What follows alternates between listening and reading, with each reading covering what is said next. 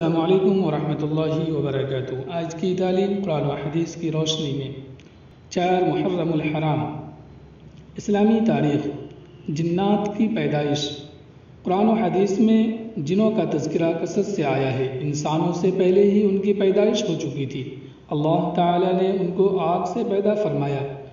ایک طویل زمانے تک وہ زمین میں آباد رہے، پھر انہوں نے فساد مچانا اور خون بہانا شروع کیا، تو اللہ تعالیٰ نے فرشتوں کے ذریعے انہیں سمندر کے جزیروں اور دور دراز پہاڑوں کی طرف بھگا دیا۔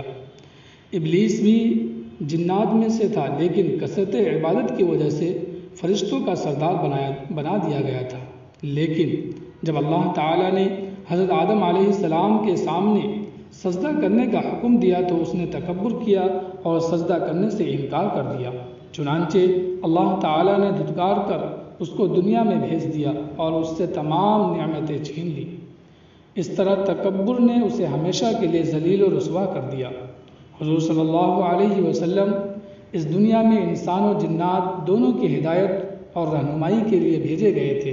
چنانچہ احادیث میں جنوں کو اسلام کی دعوت دینے کا ذکر موجود ہے، اور قرآن کریم میں جنات کی ایک جماعت کے ایمان لانے کا بھی تذکرہ موجود ہے۔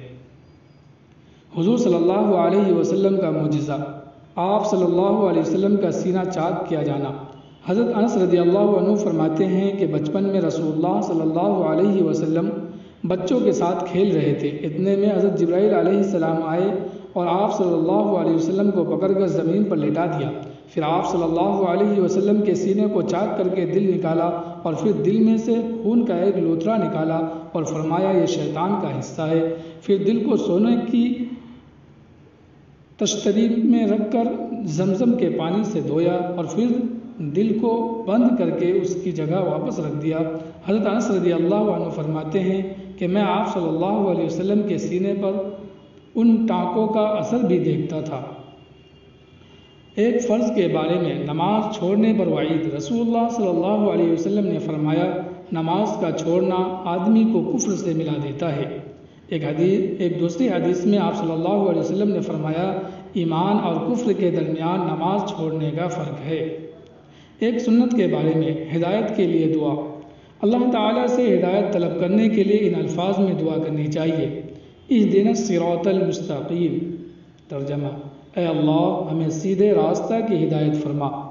ایک اہم عمل کی فضیلت، نماز کے بعد کی تسبیحات۔ رسول اللہ صلی اللہ علیہ وسلم نے فرمایا جو شخص ہر نماز کے بعد 33 مرتبہ سبحان اللہ، 33 مرتبہ الحمدللہ، 33 مرتبہ اللہ اکبر، یہ 99 مرتبہ ہوئے، اور لا الہ الا اللہ وحدہ لا شریک لہ لہ الملک ولہ الحمد وہو علی کل شیء قدیر، یہ مل کر 100 ہوئے، پڑھے گا تو اس کے گناہ معاف ہو جائیں گے، خاص سمندر کے جھاگ کے برابر ہو۔ ایک گناہ کے بارے میں، اسلام کے علاوہ کوئی دین مقبول نہیں۔ قرآن میں اللہ تعالیٰ فرماتا ہے جو شخص اسلام کے علاوہ کسی دوسرے دین کو پسند کرے گا تو اس کا وہ دین ہرگز قبول نہ کیا جائے گا اور وہ آخرت میں نقصان اٹھانے والوں میں شامل ہوگا۔ دنیا کے بارے میں، کافروں کے مال سے تعجب نہ کرنا۔ قرآن میں اللہ تعالیٰ فرماتا ہے تم ان کافروں کے مال اور اولاد سے تعجب میں مت پڑنا، کیونکہ اللہ تعالیٰ دنیا ہی کی زندگی میں ان کافروں کو عذاب میں مبتلا کرنا چاہتا ہے، اور جب ان کی جان نکلے گئی تو کفر کی حالت میں مریں گے۔ آخرت کے بارے میں، قبر کے 3 سوال۔ ایک مرتبہ رسول اللہ صلی اللہ علیہ وسلم نے فرمایا مومن بندہ جب قبر میں پہنچتا ہے تو اس کے پاس 2 فرشتے آتے ہیں اور اس کو بٹھاتے ہیں، پھر اس سے پوچھتے ہیں کہ تیرا رب کون ہے؟ وہ کہتا ہے کہ میرا رب اللہ ہے۔ پھر پوچھتے ہیں کہ تیرا دین کیا ہے؟ وہ کہتا ہے میرا دین اسلام ہے۔ پھر پوچھتے ہیں تمہارا نبی کون ہے؟ وہ کہتا ہے محمد رسول اللہ صلی اللہ علیہ وسلم۔ طب نبی سے علاج، کھجور سے علاج۔ رسول اللہ صلی اللہ علیہ وسلم نے فرمایا زچگی کی حالت میں تم اپنی عورتوں کو تر کھجوریں کھلاؤ، اور اگر وہ نہ مل سکے تو سوکھی کھجوریں کھلاؤ۔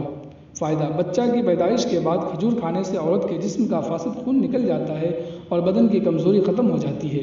نبی صلی اللہ علیہ وسلم کی نصیحت۔ رسول اللہ صلی اللہ علیہ وسلم نے فرمایا جب تم میں سے کسی کے ہاتھ سے لقمہ گر جائے تو اسے اٹھا لے اور صاف کر کے کھا لے، شیطان کے لیے اسے نہ چھوڑے، اور کھانے کے بعد جب تک انگلیوں کو نہ چاٹ لے ہاتھ کو رومال سے نہ پوچھے، اس لیے کہ معلوم نہیں کہ کس دانے میں برکت ہے۔ اللہ ہمیں عمل کی توفیق عطا فرمائے۔